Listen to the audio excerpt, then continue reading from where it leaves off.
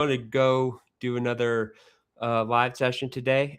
And what I want to cover today is most companies are still paying for SaaS tools like QuickBooks, like Salesforce, just to kind of name a few of the larger ones. But the economics behind that model are starting to break down. The cost of building software is collapsing, and AI is changing how systems actually work. So I'm going to start from nothing right now. I'm going to build a simple version. I'm going to build a simple version of this live. So most companies fall into these three stages: integrated. What that means is my business is run on various software tools and processes and procedures with humans in the loop. Maybe not all of our systems are talking together. Maybe some of them are, but ideally, our business is being run by various different softwares that are usually in siloed stacks, unless you've done some work around integration. So that's step one, kind of understanding where you're at. What does my custom software do? What does my API do? What are my external systems that I'm relying on? How are we connected to those? What software is talking together? What software is kind of moving apart? And then what I've seen on the next step is augmented. So this is when your company starts to kind of see the value of AI and moves into like, let's get Claude CLI. Let's understand how to set up projects. Let's understand how to, kind of build our own code. Let's build our proof of concepts. Let's build out our integrations. And this is the AI augmented step. So we're using the CLI and we're using a tool like Codex or Claude CLI, and we're doing useful work and we're getting that done. And then the final step of this whole evolution is agentic. And that's where we've built systems that are powered by AI. We've incorporated AI and we trust the output that the AI is giving us. And we want to go to fully automated and remove human in the loop where it's kind of possible. So most of the people are most people are in the integrated and starting to get into the augmented step, and some are experimenting in the augmented step, but none are here yet on the agentic step, or not many. There are some companies doing a lot of agentic work. We're doing agentic work, but most companies haven't evolved onto the agentic side of things. Today, I'm going to show you how this looks like, what this looks like as we move forward. So I'm not building all of QuickBooks today. We're building one thing, a transaction capture system, simple and categorization.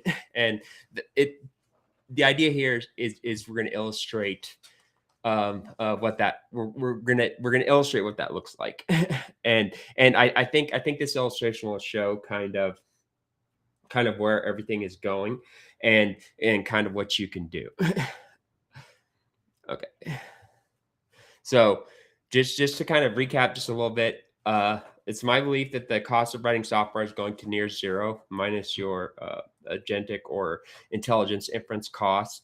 And you don't really need SaaS products that kind of work for your company when you can quickly build your own internal tools that work exactly the way that you need them to.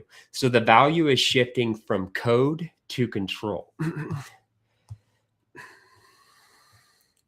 Hold on. Kind of got stuck. Let's see. Okay. So let's see.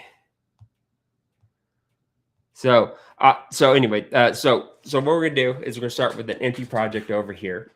And what I'm going to do first is, so this is, I'm going to throw some developer knowledge at you. I always do this. So download a product called Git. Git is the source control repo where it allows you to version your code. You don't need to publish your code to GitHub repo or host it externally. It can all be on one machine, and we can cover various aspects of why and when you want to do that. But for this particular project, I always start with a Git init. Okay, so this is a blank directory right now. You'll just see a .git directory. Let me see. No, it doesn't show that because it's a dot. So So Git's been added. So now my source code is tracked. It's only tracked locally on my machine, but I do have a historical view of the code, and I can see how the code evolves over time. So that's kind of important. So over here on this side, we have our project, which doesn't have anything in it right now, and we're going to go ahead and we're going to start up Claude. So this is my preferred tool. Codex is also good. I also work with Anti-Gravity. That's Google's IDE that they provide, which allows you to connect to various models. We also use Olama for locally hosting models and testing that out. So that's just kind of going over a little bit of the tools that we'll be using today. So we also run an init in Claude. What this does is creates the .claude directory. And let's see. Yep. So it's just Claude is just getting booted up. So, all right. Okay. Oh, so I was saying to run code before you run the init. That's fine. So let's go ahead and just start getting to work. So what we're going to do here is we're just going to create a simple transactional model. And we want these fields. We want an ID, a date, a description, an amount, and an optional category. So this is how we're going to input. We're going to use this data structure to input our transactions, and we're going to add the thing, keep it simple, and we're going to see what it does. This right here is kind of the core of something like QuickBooks. In SaaS, this is completely hidden from you. Okay, so let's see what do we got. Repo is confirmed empty before I write code. Given add settings in your global roles, I'm guessing C#.net confirm. Actually, so let's keep this simple.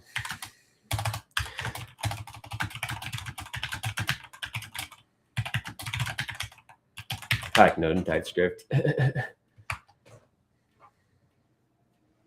So right there, just ask me what language I want to be in. I want to be clear. It just can be in any language. The language doesn't matter anymore at all. Like you can. So yep. So we're good with that.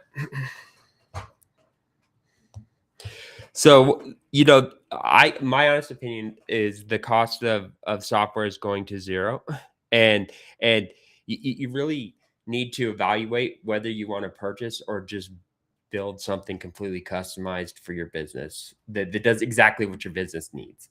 Instead of like when I purchased QuickBooks, maybe there's a bunch of features that I'm not using, but I'm still paying for because they're part of the core QuickBooks feature. Or maybe there's some features on QuickBooks where I have to pay a significant amount more, and maybe I can just have the robot kind of bridge that gap, so I don't have to pay that extra $500 a month or something like that. Yeah, let's scaffold that. All right. Okay. All right. So it's building up the project.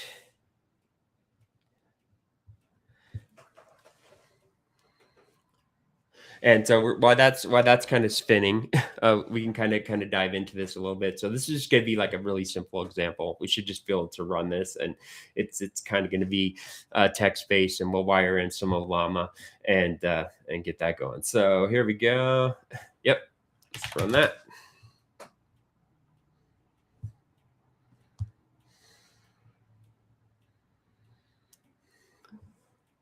So what we're demonstrating here again is just something super simple. Like you can kind of drive this any direction that you want to drive it. So while we're waiting for the robot to do work, we can talk some more about kind of agentic. So this is kind of what I like to call what I consider kind of a hybrid app, right? So when I'm doing actual development work or when I'm working for a company, I like to take into consideration a couple of things. Number one is like AI is good, it's great, but does the problem actually need to be solved with AI, or can we solve this with typical coding patterns, deterministic codings, rules engines, that kind of thing? So AI is more useful for things where you have kind of like your rules may be a little bit fuzzy, meaning that I don't have X equals Y all the time. And sometimes we just need a little bit of intelligence to kind of bridge that back. So let's get some data.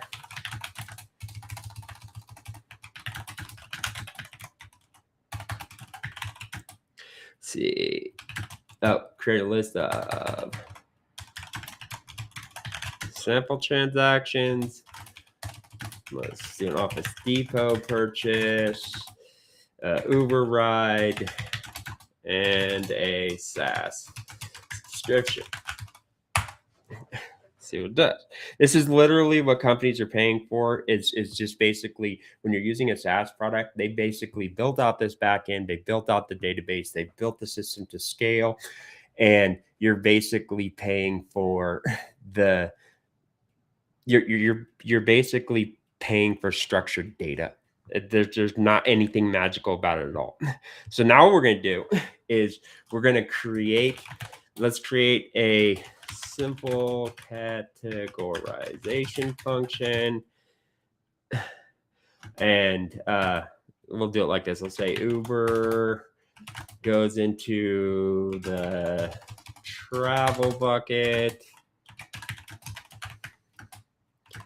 Office Depot goes into the office supplies bucket, and SaaS gets categorized as software. Okay. All right, let's see what we do here. So we got our list of transactions, right? So that's creating the transaction that we have a sample, and now we're asking it to create a function. So now it's creating that's categorized function. So here we go right here. So right here, so you can see here the code that just generated is it's looking in the description for the word Uber or for the word Office Depot or for the word SaaS. So these rules are hard coded, right? You can see that when we say hard coded, what we mean is like right here, we're looking for the word Uber, we're looking for the word Office Depot, we're looking for the word SaaS. If those words aren't present, then the transaction's not going to be categorized correctly. So you can imagine your business, you rent cars, you buy from Office Depot, maybe you buy from Costco. You're getting office supplies, you're getting airplane tickets, you're renting cars, you're doing all the things, you're eating at a restaurant, you're doing all the things that you do as a normal business. And you can imagine this rules and these categorizations and this list just grows and grows and grows and grows and grows and grows. Well, what would be nice is if we could use, we can have AI do this portion of it right here. So you see this function right here. It's only going to work for Uber, Office Depot, and SaaS. If I want it to work for something else, I have to go in and I have to add this rule in for each one, telling it how it gets categorized, what my categories are.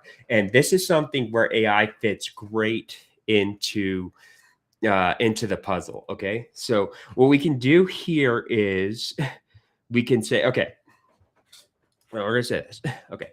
I have Olama installed locally. Let's use a locally available model. So we're not going to hook up to the premium models. Like we're using Claude, right? So Claude is a premium model. There are also free models available on the internet. You can go to olama.com. Huggingface.com has a lot of good models. And these are models that people basically are giving away. I will preface that these aren't as powerful as the paid for models, but they're getting pretty close. I've heard some really good things about the latest release of a model called Quinn. A lot of people are talking and kind of raving about that a little bit. So let's do, okay, let's see. Let's see. What are we doing?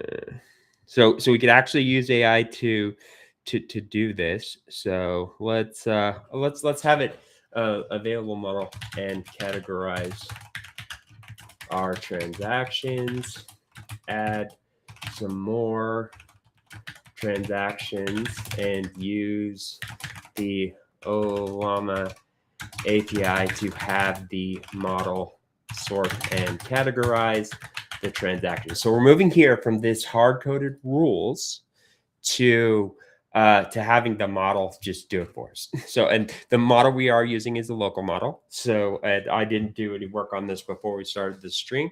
So, just to let everyone know, yeah, we're non-deterministic, so the results might be a little bit fuzzy. So, all right. So, use the model and sort and categorize the transactions. Let's also have it move the transactions to a text file that gets read in and add a bunch of transactions that are uncategorized, and let the model categorize them and output as, I don't know, the categorized text file. We are doing a demo, so let's stop at each step and explain that. Explain what you are doing. All right. So we're waiting for that. So again, just point out, this is where AI kind of comes in, can kind of do some cool stuff. Move away from this pattern to let the AI figure it out. So right now what it's checking for is seeing what models are available locally.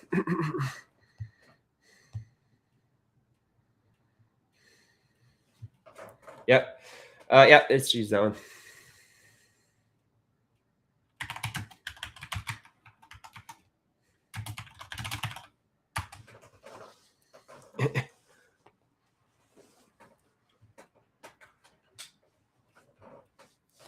Let that work.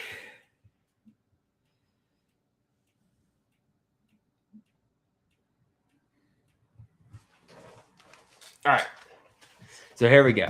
So it just wrote out our transactions.txt. Let's see where to put that. Data. All right. There's our transactions in.txt. So we have these lists of items.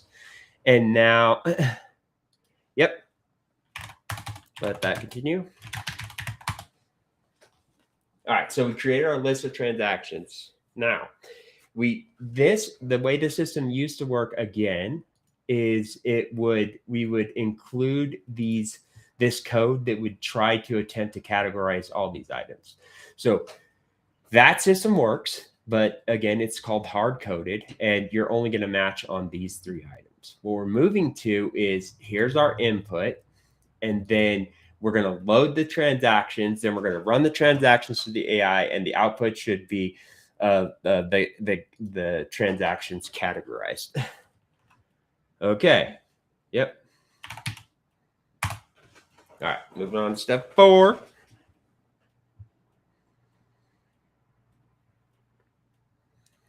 As one thing. So I will point out, it's kind of hard, a little bit hard to kind of do this live, but I'm going to continue trying to figure out the method. Kind of new on this process overall. So when we're working live, the robot does take some time, depending on the complexity of the code and the code base. And so you have to be ready to, sometimes yep. So we'll do that stuff. It'll just take a few minutes, right? So you're kind of, you have weird idle time when working with the robot, to be honest. It's kind of not enough to go do something else most of the time. The models have gotten more like, sometimes this will work for like 10 or 15 minutes at a time, and then I'll just go clean or work on another project. One thing I will recommend against, I highly recommend not working on too many things at the same time. You can do it. It's absolutely possible, and sometimes I do it, but the context switching and how fast you're switching between things really does kind of increase like your mental load. It could be a lot. At the end of the day, 8 hours of working on 5 things at once and popping between these tabs and like answering questions and driving things forward can get pretty aggressively mentally draining. So keep aware of that. I've been trying to work on just focusing on one thing at a time. So okay, so now we have the runner. All right, Yeah, let's run it. See how we do. We're running bugs. All right. So what we're looking for is a transaction out text file.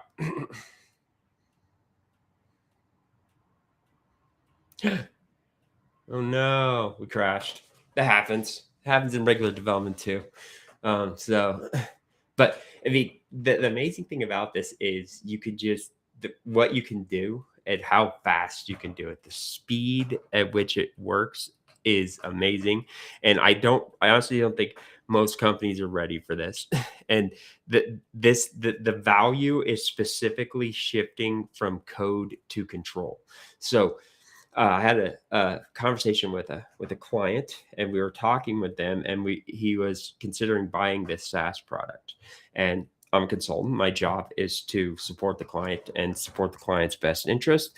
So we did mention to him, like, you know, realize you could basically build this yourself and be completely vertically integrated and have complete control. like the system wasn't that complicated. It's a defined industry and everything else. And I wasn't trying to get anybody from buying a SaaS product, but I do think people need to be aware that in this example we're talking about QuickBooks, right?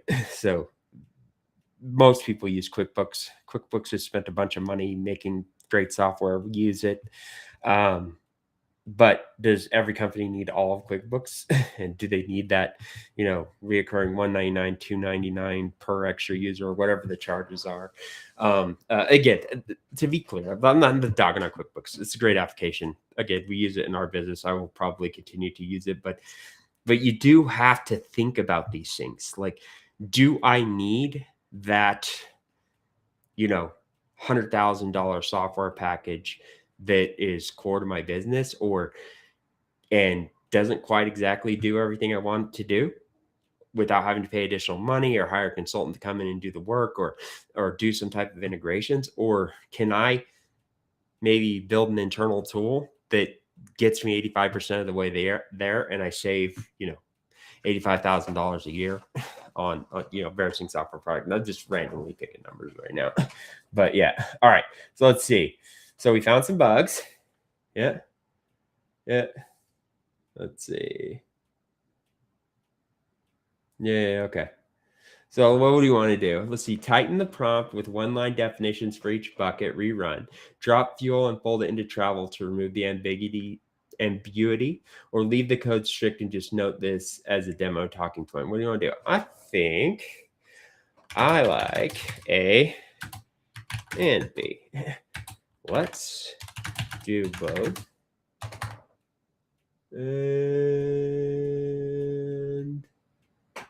And also we should have an output file.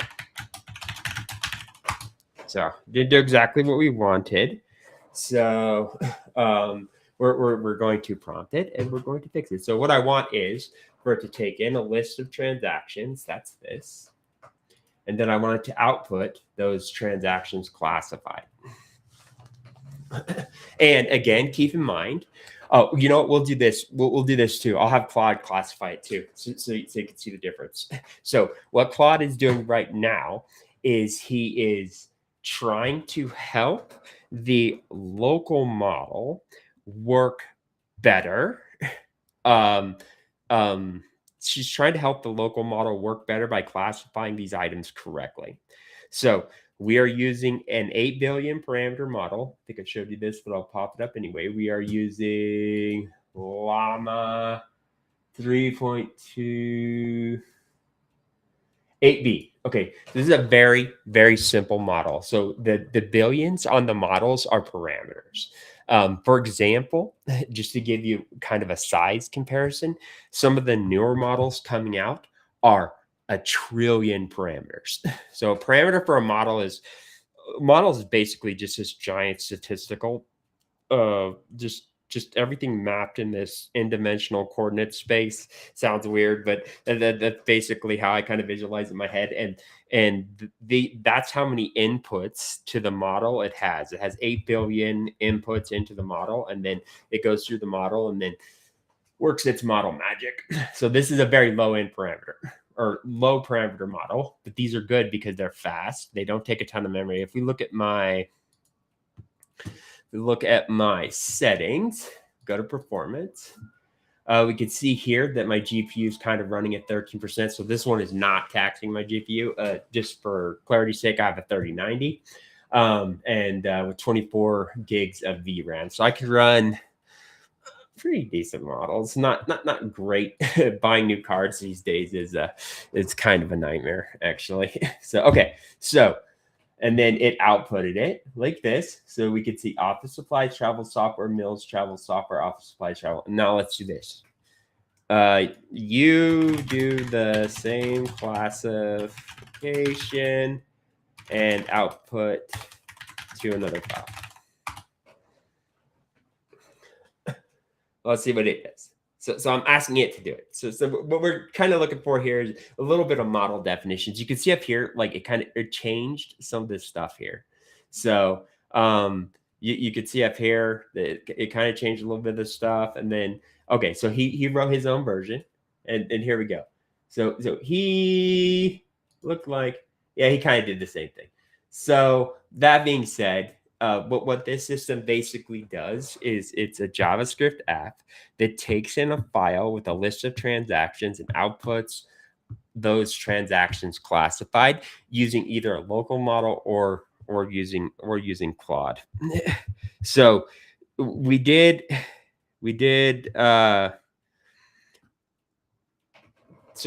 just showing you, like, we've been working on this for, I don't know, 20 minutes or so with me talking, but we built a transaction classification system. It's literally that simple. Like, and the robot knows what this code needs to look like. It's been written a ton of times. It's read all the repos that it has access to, and it understands what the structures of this domain are. So you can basically, okay, I want it to pull my transactions directly from my bank. My bank has an available API. I'm going to sign up for the API. I'm going to get a key. And then you pull my transactions from the bank every morning, and then you classify them and you output them to a text file. Or you could even say, hey, I don't want you to output it to a text file. Can you just pull these in? Build me a file in this format with the categorizations at the end of a comma separated value file or something I can import into QuickBooks. And okay, so let's try this. Actually, we're gonna go one step further. I wasn't planning on this one, but we're gonna go one step further. Okay. So can you output in a format that QuickBooks would be able to consume? Let's see what it says.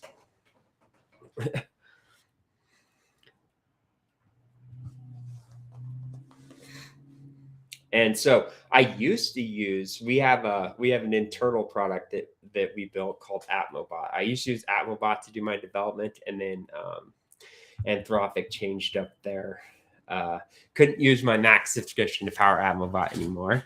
And so we had to go to API usage. So I went back to writing my code in Claude. So let's see. Before I code it, QuickBooks has a few import formats, and the right one depends on which QB do we want to use, guys? Let's see. I guess I want to use the IIF tab limited. That looks like the right one. Yep. It's even helpful. Yeah, let's do that. So now we've built a simple system where we could give it a list of transactions, and then it'll output our transactions in a format that can be imported into QuickBooks. That easy. Like we're done. Like, we spent 20 minutes doing this. And let me clarify between internal tools and customer-facing tools. Like, this is an important distinction here. So if I'm deploying something on the web, it needs to be secure. It needs to be locked down. If customers are paying for access or they have to log in, that needs to be tested. You need to hire an engineer to double check your work. You have a great proof of concept that you vibe coded. Not against the vibe coding thing. Just finished a project where the owner of the company vibe coded the app, and it was fine. It was good. And the way he did it was okay. it what was there wasn't any, there, it wasn't working, first of all. And so the problem was is the agent that he used to do the code didn't do everything 100% correctly. It wasn't correctly architected. One of the tables had 100 columns in it, just minor things like that that an engineer will be like, oh no, we can't do it that way. We got to do it this way. We've got to change this around. We got to do these these different, this needs to be structured better. Later on, if you need to scale, you're going to run into problems. These are things that a trained engineer will catch. But him handing me the POC that he built himself was such a great stepping stone. I already knew what he wanted. I knew all the sections of the website. I knew how each feature was supposed to work. I knew everything about, I could see his intent on that. I could see his intent. And then I could take that intent and apply my 30 years of engineering know-how to push that in the direction of a production ready application. Now, if we switch back to internal tools, that's okay if it doesn't work perfectly. It's not the most secure. Maybe it's something that, Bob in marketing runs, once every Friday. And he just gets on his computer and he just runs this little script and it does a bunch of work for him and saves time. And in a smaller growing to medium sized business, that's, I want to say it's okay, but sometimes like you don't need a fully production ready app for your internal employees. Situations vary, obviously.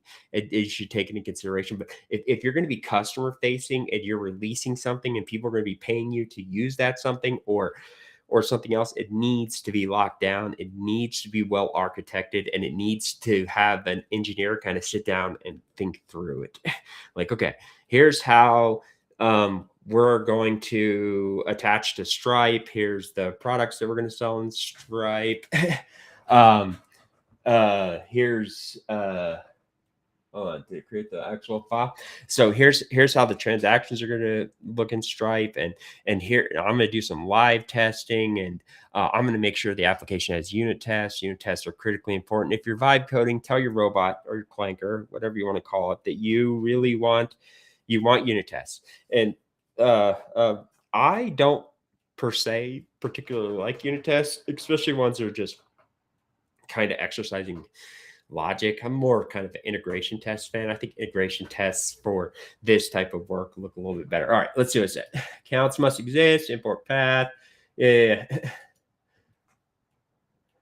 Okay, so it gave us some good notes. So let's generate that file. All right. So like I was saying, so like it's okay to build tools that are going to be used internally. And those tools, it's a hard one to say. This is what I want to say is those tools don't need to be production grade tools. They need to save someone time, give someone an opportunity to do more useful work to provide better value for the company. But that's with the caveat of sometimes those tools need to definitely be production ready. But in my company, I'll just one-shot tools, like tools that, like, if I'm going to make it customer facing, then or I'm going to sell it to someone or want someone to buy it, then I'm going to lock it down. But I have a ton of tools. They're just like, I just need something to process this file, or I need the robot to look at this file and get the data in the database. I'm doing a customer load or something like that. Let's see. Oh, here we go. Look at that. So now we have this. We built a tool that can take transactions as an input, and then we'll categorize those transactions using a local LLM. Didn't give us the best results, but through prompting, you can bridge some of those categorization gaps. That's where this idea of agentic harnesses come in. Because, like, okay, so again, we talked about this a little bit yesterday, but just to recap, everyone's might be saying, like, what is a harness? So a harness is code that you wrap around a model. The best analogy I've ever heard came from my partner, Patty. And what he said is the harness is like the saddle, and the model is like the horse. So you use the saddle for a good ride. Saddle has all your bags and all your tools and everything you need to carry, and it's comfortable and you can ride for a long time, and it helps you control the horse. And so I really like that analogy of thinking about the harness as kind of like your it's kind of like the saddle you put on top of the model to just kind of help the model behave in a more structured way and make it work for you the way it needs to. Because the biggest problem with these models again is non-determinism. I can give it input X and I get output Y. Input X, output Y. And then one time I give X and I get output Z. And these are the things and the gaps that you need to bridge. And then when you work with the free models versus the premium models, what you're looking at is this model doesn't quite do it the same way Claude does. Oh wait, can I bridge that with some programming and then save some money? There's a cost to using these models, and if you're writing a harness or you're not using a subscription, and if you're hitting the API, using the top line models are cost tokens in and tokens out, right? It's not a cheap cost. That's like $1 or $2 in per million tokens, and a token is kind of think of a token like a word, but that's not exactly right. The token is kind of a word, but not exactly. So, and then $15 for a million tokens out. And if you look like right here, let's see if I can find one. If you look, trying to see if there's some tokens. Nope. All right, it's not listing token this time, but sometimes you can see the input and output tokens. Like this was probably this right here was probably at least a million tokens out. Like all these files got generated, like all these files, and so maybe not a million, but might be close, and that'd be $20 that you just spent to use a premium model. So the other thing we have to consider when we're doing this work is what is my mixture of models. So you'll hear the term mixture of experts, MOE. What that means is the models can do multiple things: text processing, image generation, video generation, text to speech, speech to text. Those are different. That's called a model of experts, and it has kind of think of them like subsystems, but they can do different things, right? So, and then you kind of run into the problem of this model is an expert in all this stuff, but kind of a master of none, kind of. And so maybe you might be like, I want the best image generation model. And so I want to be able to swap out for that model. And that's the model that's going to do my image generation. So, okay, let's see. Just to confirm, you mean generate an account, set up IF. Oh, yeah. Yeah, let's do that too. All right.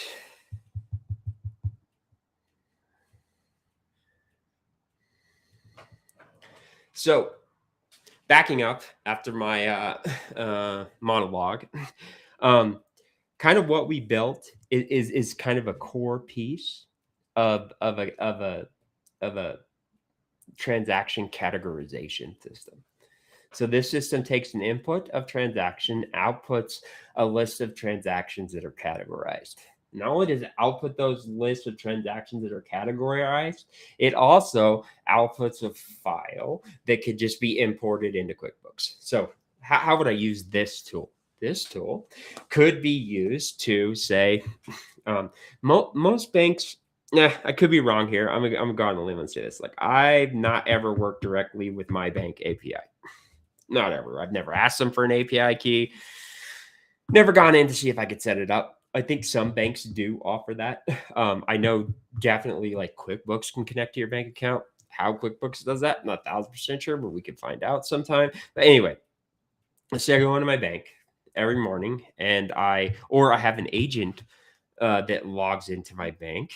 I have an agent that logs into my bank, and it goes and downloads an Excel file of the transactions for yesterday and puts them in a directory and then runs this process, which I think it'll at a later date, I'll turn this into an MCP server for you.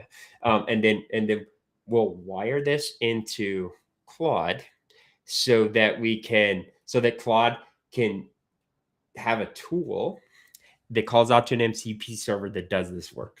And then Claude can just do this job because we set it up so that this logic that we just built, this system that we just built, we set it up so that it's agenticized so that Claude can consume it. So Claude will know this is the input and this is the output. Actually, what are we running at? Like 40 minutes? Okay. Do you want to do this today? Let's save that one. So what we just built is a tool. It's a core piece of something that companies pay a lot of money for, thousands of dollars per year.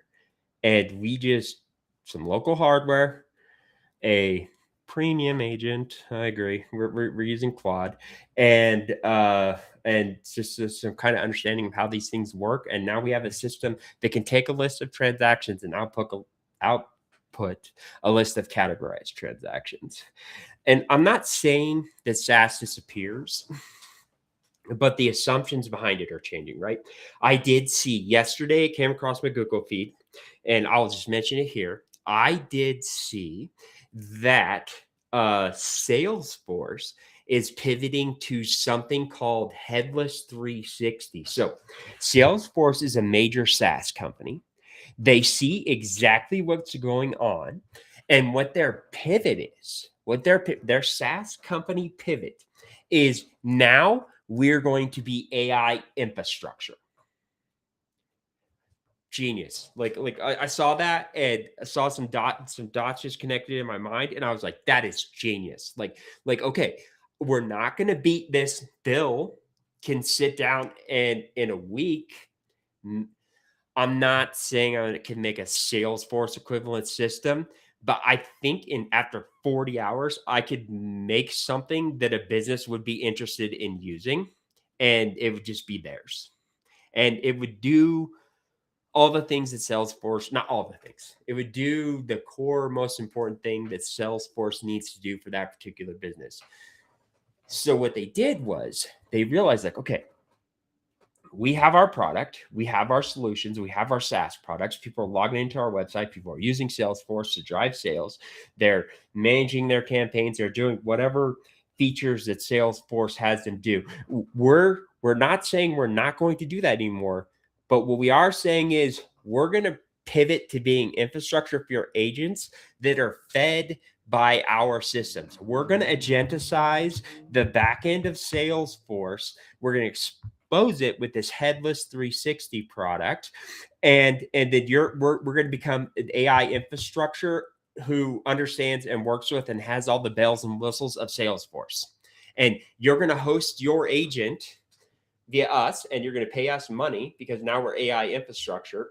And now your agent automatically understands and can interact and do everything with Salesforce and get your data and move your data to this system and move your data to that system and do that. We're just going to be the infrastructure that runs on your agents, and we're going to have, I imagine this, like they're going to have like a Salesforce layer, right? Like they're not going to totally be like, buy Salesforce, we're just going to go to AI infrastructure. That wouldn't be a good pivot.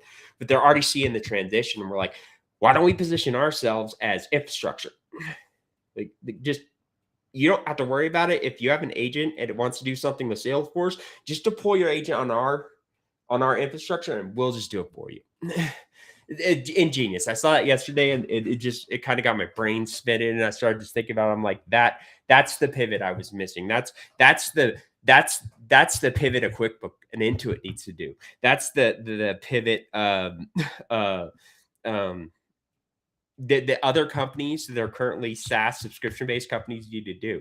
They need to become AI infrastructure, and you build your agent on top, and that agent, your QuickBook agent, now talks to your Salesforce agent. And now you have two integrated systems, two agentically integrated agent systems. And it's just, the future is going to be amazing, and what we're going to be able to build is going to be amazing. I'm super excited.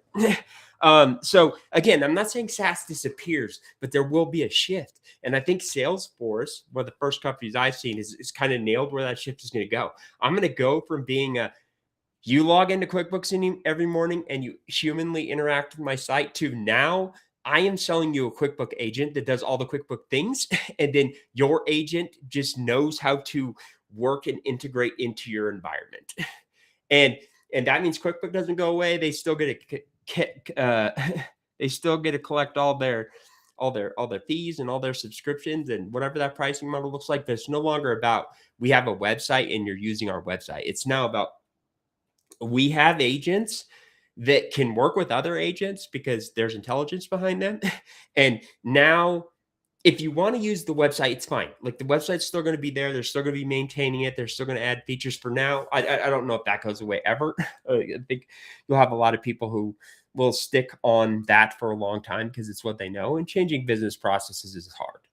And so, but now you have this agentic piece on top of the QuickBooks software. And now I have a QuickBook agent. I have a QuickBook agent where I can go like, I could do this. Tell me where I need to reduce my spend based on the transactions. I can just ask it a question. I can just feed it a file. I don't need to go to the website. I don't need to use the form. I don't need to do anything. I just need to work with my QuickBook agent who understands, I don't need to, sorry, I got a phone call. I don't need to work with an agent, or I'm working with an agent. I don't need to understand the details. That agent understands the details of the financials of my business. I need to ask it questions. It needs to give me truthful, tested information back. Again, always validate your AI output. Okay. Like you get to agentic and you get the human out of the loop. But before you do that, you have to build trust. And the way you build trust is the agent does part of it. I'll give you an example. For example, we're possibly going to be working with this medical group, and the medical group has an issue where the providers are now using AI to process claims, and there's a very high denial rate. Miscategorized, you miss this medical notation, or you miss this note, or you miss these things. So they get kicked back. Well, the agent could just fix the categorization errors and resubmit them. But that's a step two, right? That's a step two. First, we have to do augmented. Okay, we have to do augmented. So the goal, in my opinion, is always go to augmented. I'm going to augment your work. I'm going to take this boring work away from you. It's not a rules-based system where I could do something like let's see. Hold on. Where we had it? Account categorization. Oh, categorization. Where I could do something like this.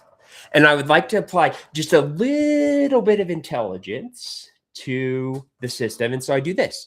I tell the system, you're just going to send a note to Mary and tell her how to fix it. Could the agent fix it? Yes, but we have to establish trust first. It's trust but verify, right?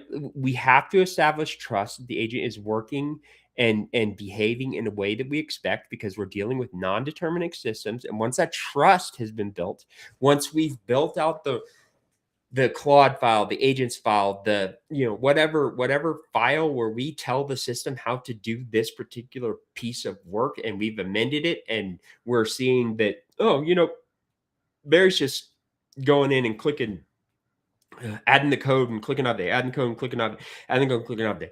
We trust the robot to do that. The robot's correct. We're getting less denials, and we're getting our payments quicker. So that's the business objective that they're trying to solve. And now Mary trusts that the robot is actually going to categorize everything correctly and do and it's doing it right. Then we can take the human out of the loop. And then we do a longer human in the loop, right? We don't want to let this just run forever without anybody checking on it, or making sure that none of the rules need to be adjusted. None of the, I don't want to say rules, because rules makes me think of this. And that's not exactly what we're saying. We're saying is we don't want that it's following directions correctly. And then we also want to do that as cheaply as possible, because right now is the best time to build anything you could think of. Because right now it's cheap. I promise you it will get expensive, because they're going to start charging you the eventually. I believe the subscriptions will go away. And the subscriptions aren't built the same way as the API. And so we're going to pay directly for compute on inference. And at that point in time, we already need to be positioned to take advantage of both local models and then using lower end models that still get the job done correctly. But that's the whole human in the loop thing, right? So you have to build the system. The users have to trust the system. This is new technology. And then once the system is trusted, once you've done augmented, where Mary's getting the email every day and she's going in and making the corrections, and Mary's now like, why am I going in and making these corrections every day? I haven't seen anything wrong. We don't have to tweak any of the rules. All the categorizations are coming back correctly. And then we do oh, so all the categorizations are coming back correctly. I am comfortable if the agent just fixes this. And now Mary's job on all these now Mary can focus on all the super hard cases, the detailed medical billing, and the doctor's doing this procedure, and there's 4,000 things involved in the procedure, and there's all this equipment, and all this gauze and all this hassle. It's like, if like Mary can just focus on the hard cases, and all the easy cases are automatically getting resolved, the clinic's getting money, the provider is happy, who's also using AI to deny the claim initially, in my understanding. And now the business is running more efficiently. Now they can support more beds. Now AI is not taking anyone's jobs. AI is going to take people's jobs who refuse to jump on this bandwagon and become AI augmented. At a minimum, you need to know how to work with AI to do your job slightly better, so you can do slightly more stuff. And then eventually AI is just going to take over all the boring stuff. And then you're going to get to do, if you're medical, I forget what they're called, medical coder, you get to do the, fun medical coding stuff, not the I forgot to, this one code also requires a VC code with a, 1105, sub code, whatever on medical coding, right? I'm not a medical coding expert. But you can see here too, like, right. So I just asked Claude, like, and it's like, hey, yeah, you should like take care of this stuff and get those fixes out. That's how you be able to interact with QuickBooks, right? So I'm saying this. So I have a product that we're building. It's called AtmoBot. And what it is we want to build systems that companies actually own and control. Most companies don't even have any understanding of where they are in those 3 steps that we've identified, that to get to agentic, the path that a company can travel to get there. And if you're trying to figure that out, that's what we can help with. That's what Atmosoft can help with. And if you want to build little tools, if there's things you're doing that just require time and maybe just a tad little bit of intelligence, let's have a conversation. Let's talk about it. Let me help you figure out where you can slot this in and how you can get kind of more for less. So I think that's it for today. I hope people find this valuable. If you do, I don't want to be the subscribe and comment guy, but like, let me know. Like, if you want me to build you a tool, let me know. I'll whip it up. I'll just build a tool. This is easy. It's way easier now. It'll throw out my caveats again. Tools are one thing. It's good to just build scrap tools to handle your job, get those done in development. I do that all the time. But if your tool is going to be used by other people, if your tool is going to be used outside of your organization, if someone is paying for your tool, vibe coding you need to have an engineer at some point. pay the couple of $1,000s, have an engineer sit with it for a day, and AI augment, check your AI code, show you how to do it. I'll do some more videos on that too, where we walk through my process of checking and doing security and making sure the architecture is good and making sure everything is right. So we'll have some more videos of those in the future. I hope everyone, this is, let's see, Friday, April 17th, 2026. I hope everyone has a great weekend. I really do. And let's just say this, I think I'm going to make it my closing line. Go out and do it, right? Stop reading about it. Stop thinking about it. Like, go download Claude CLI. Go use it. Go. This comes with a caveat. Go download OpenClaw and use it. There are some security concerns. I think they've addressed a lot of them, but there was some security concerns in the beginning. But go see what it's about.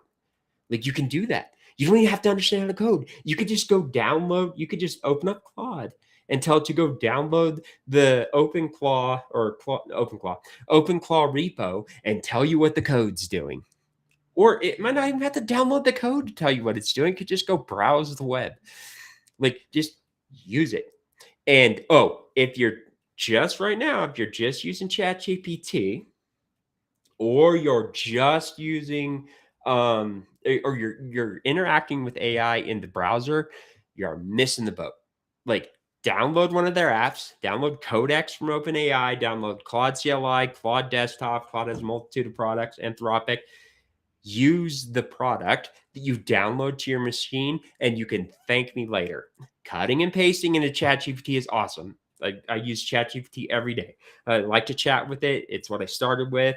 But I've evolved my tool set out of that. Like, I just use ChatGPT for conversational stuff or strategy, or I'm trying to figure something out, or I want a quick research on something, or I wanted to deep dive on something. But when I'm actually working, I'm using one of the tools. And if you're not using the tool, you're missing the boat. So go download one of the tools, pay the $20 a month, and use it. Have it do something useful for you. Have it build you. Can you take in a list of transactions and then automatically categorize them for me? Build it. It's simple, it's easy, it will just help you immensely, and you'll be ahead of the curve. Just get in there and go do it. Stop waiting, stop reading, stop watching YouTube videos, get on your machine, get a subscription, and just go start playing with it. If you want to get advanced, go download a llama and run some models locally. That's stage 2. And then I'll show you guys how that all kind of works up in the future. I want everyone to have a great weekend. I just yeah, just have a great weekend, and we'll see you on Monday probably.